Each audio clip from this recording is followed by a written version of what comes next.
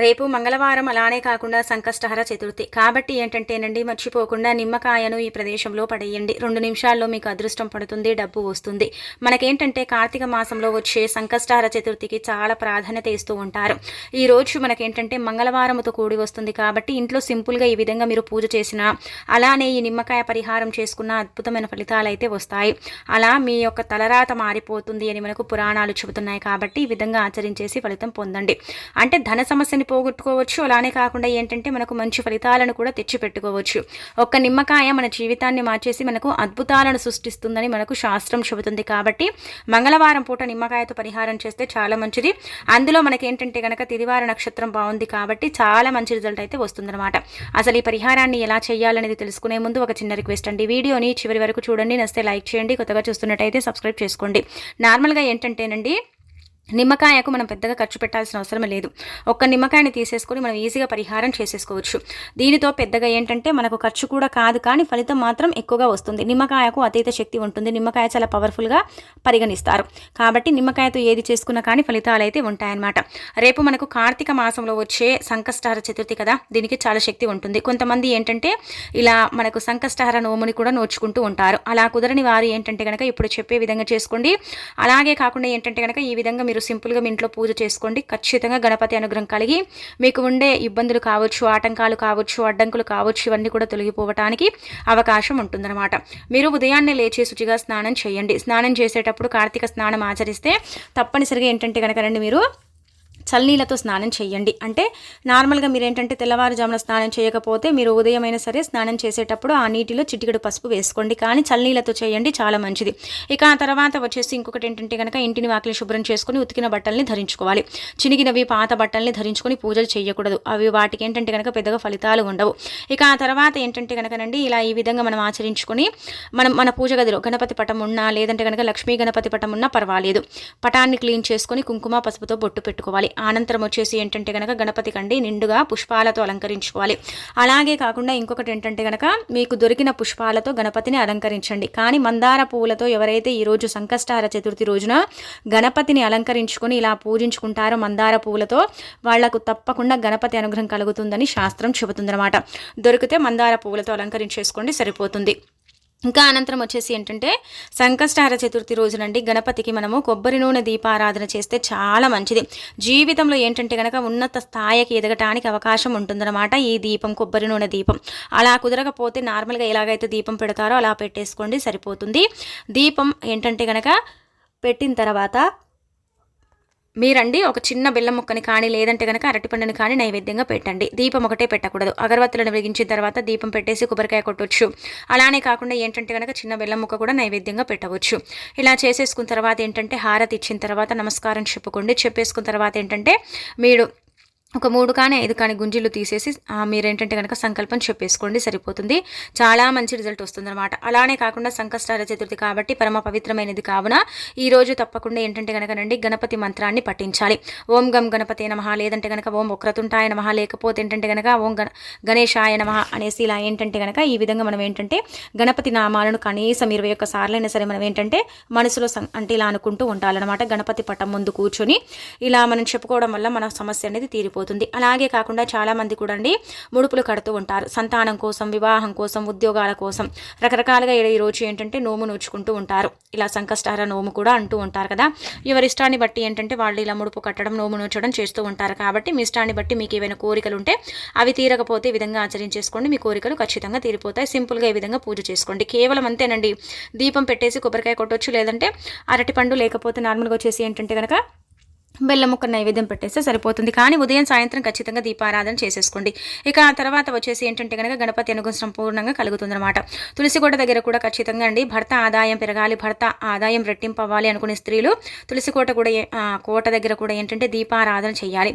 అగరవత్తులను వెలిగించి దీపారాధన చేయాలి. అలానే కాకుండా సంకష్టహర తిథి రోజున తులసమ్మకు నీళ్లను సమర్పించేటప్పుడు ఆ నీటిలో ఏంటంటే కనుక చెంబడి నీటిని తీసుకొని చిటికడంత కుంకుమ, పసుపు, కొంచెం పచ్చకర్పూరం కలిపేసి ఆ నీటిని ఏంటంటే కనుక మనము తులసి కోటకు సమర్పించాలి. ఇలా సమర్పించేసి తులసమ్మ చుట్టూ ఏంటంటే 3 ప్రదక్షిణలు చేసేసి తులసమ్మను అంటే దూరం నుంచి తాకేసి అంటే చేతి పెట్టకూడదు, ఆడవాళ్ళు తాకకూడదు కదా. సంకల్పం చెప్పుకొని ఆ తర్వాత నమస్కారం చేసేసుకుంటే సరిపోతుంది. ఇలా కూడా మీకు మంచి ఫలితాలు వస్తాయి. ఇక ఇలా సింపుల్గా ఏంటంటే పూజ చేసేసుకోండి, సరిపోతుంది. ఆ తర్వాత మీరేంటంటేనండి నిమ్మకాయ పరిహారం ఆచరించేసుకోండి. నిమ్మకాయ అనేది మనందరి దగ్గర ఉంటుంది కాబట్టి ఒక నిమ్మకాయని తీసేసుకొని ఈ విధంగా చేయడం వల్ల అయితే మంచి ఫలితాలు వస్తాయి.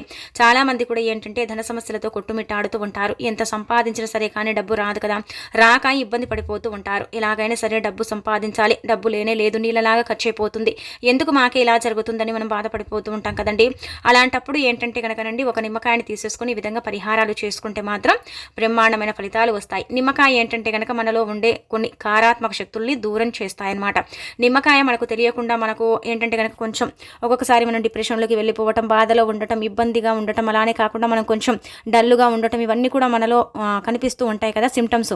అలాంటివన్నీ కూడా ఏంటంటే ఈ నిమ్మకాయ తీసేసుకుంటుంది. అలా తీసేసుకున్నప్పుడు మనం ఏంటంటే కొంచెం ఉత్సాహంగా, ఉల్లాసంగా అంటే మనం ఉండటానికి అవకాశం ఉంటుంది. అధికంగా కష్టపడేసి అలానే కాకుండా బాగా కష్టపడాలనే గుణం కూడా మనకు వస్తుందన్నమాట. ఇలా ఒక నిమ్మకాయ ఏంటంటే మన తలరాతను మార్చేసి మనకు అన్ని విధాలుగా కూడా బాగుండేలాగా చేస్తుందన్నమాట.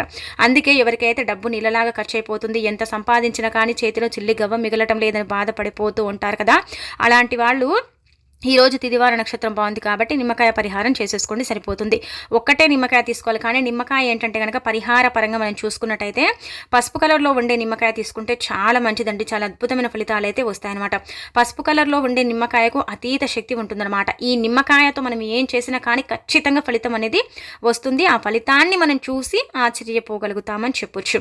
అందుకే కొంచెం పండిన నిమ్మకాయని తీసుకోండి. పరిహార పరంగా మాత్రం తప్పనిసరిగా పండిన నిమ్మకాయలతోనే మనం పరిహారాలు చేసుకోవాలి. అలాంటప్పుడే అధిక ఫలితాలతో పాటు దైవానుగ్రహాలు కూడా కలుగుతాయి. మనకు నిమ్మకాయ చెట్టు ఏంటంటే కనుకనండి చాలా పవిత్రమైన చెట్టుగా పరిగణిస్తారు. నిమ్మకాయ చెట్టు చాలా శక్తివంతమైనదిగా చెబుతూ ఉంటారు. నిమ్మకాయ పరిహారం కూడా అలాంటిదే అనమాట. అందుకే ఇలా ధన సమస్యలతో ఇబ్బంది పడేవారు ఎంత సంపాదించినా సరేనండి, లాస్ట్కి వస్తే చేతిలో చిల్లి గవ్వ కూడా ఉండదు అని బాధపడతారు కదా, అలాంటి వాళ్ళ పరంగా కూడా ఈ నిమ్మకాయ పరిహారం పనిచేస్తుంది. ఒక నిమ్మకాయని తీసేసుకొని మీరు ఏం చేయాలంటే కనుకనండి చక్కగా చేతిలో పట్టుకోండి. గుర్తు పెట్టుకోండి, ఆడవారైతే ఎడమ చేతిలో, మగవారైతే కుడి చేతిలో పట్టుకోవాలి. అలా పట్టేసుకుని సంకల్పాలు చెప్పుకోవాలి. ధన సమస్య మొత్తం కూడా పోవాలి, ఆర్థికంగా మాకు బాగుండాలి, మేము సంపాదించే డబ్బు మాకు మిగలాలి, మాకు ఈ బాధలన్నీ కూడా తొలగిపోయి మా కష్ట ఐశ్వర్యాలు కలగాలి, దైవానుగ్రహం కూడా కలగాలి అనేసి మనం సంకల్పం చెప్పుకోవాలి. ఆ నిమ్మకాయ కల సంకల్పం చెప్పిన తర్వాత ఏంటంటేనండి ఆ నిమ్మకాయని మనము చక్కగా ఏంటంటే రాత్రి పడుకునేటప్పుడు మన దగ్గర పెట్టుకొని మనం పడుకోవాలి. అంటే దిండు కింద పెట్టేసి పడుకోండి, సరిపోతుంది. ఇలా పడుకునేటప్పుడు కానీ ఇలా చేసేటప్పుడు కానీ మీరు ఎవ్వరికీ చెప్పుకోకండి. ఒకవేళ చెప్పారో దీనికి పెద్దగా ఫలితాలు అయితే రావు. అంటే ఇక్కడ ఒక విషయం గుర్తుపెట్టుకోండి, ఇది చేయగానే మీరు కోట్లు లక్షలు సంపాదిస్తారని కాదు. ధన సమస్య ఎంతో కొంత తీరటానికి అవకాశం ఉంటుంది. తీరే మార్గాన్ని ఆ దైవం మనకు చూపిస్తుంది. అలానే ఏంటంటే కనుక మనకు అద్భుతమైన ఫలితాలను కూడా ఇస్తుందని మనం చెప్పుకోదగ్గ విషయం. కాబట్టి ఈ విధంగా మీరు ఆచరించటం వల్ల అయితే మంచి శుభ ఫలితాలు వస్తాయి, మీ జీవితాలు మారిపోతాయి. కేవలం ఒక నిమ్మకాయ మానవుడి యొక్క జీవితాన్ని మార్చడానికి ఉపయోగపడుతుంది. మానవుడికి ఒక 2 గంటల్లోనే అదృష్టాన్ని వరిస్తుందన్నమాట నిమ్మకాయ పరిహారం అనేది.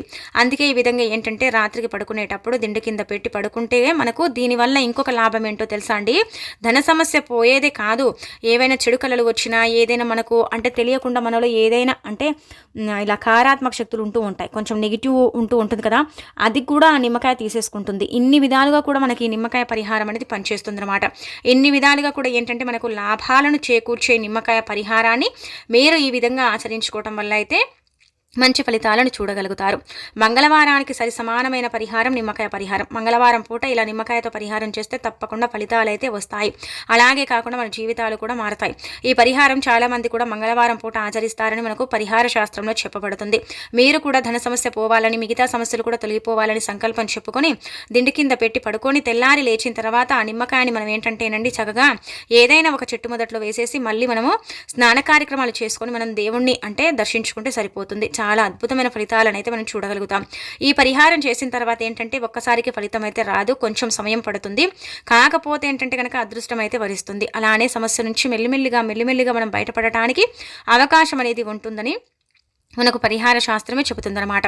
అందుకేనండి మీకు ఉండే బాధల్ని తొలగించుకోవడానికి నిమ్మకాయ పరిహారాన్ని వాడుకోండి. అలానే కాకుండా మంగళవారం కాబట్టి ఆ నిమ్మకాయని మీరేంటంటే పెట్టకండి, పడేయండి, విసిరేయండి, ఇలా పడేయండి. ఇంకా అంటే దూరంగా పడేసి వెనక్కి తిరిగి చూడకుండా వచ్చేయాలి.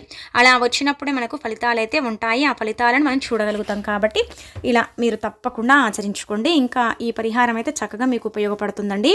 ఆ తర్వాత ఏంటంటే కనుక ఈ నిమ్మకాయ పరిహారం అంటే కేవలం డబ్బు ఖర్చు అయిపోతుంది అనుకున్న వాళ్ళు కూడా చేయొచ్చు.